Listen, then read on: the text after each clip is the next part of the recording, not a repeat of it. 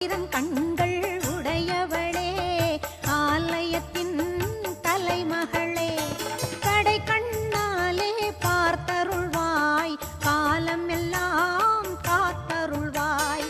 கடை கண்ணாலே பார்த்தருள்வாய், காலம் எல்லாம் காத்தருள்வாய். தாயே கருமாரி, எங்கள் தாயே கருமாரி.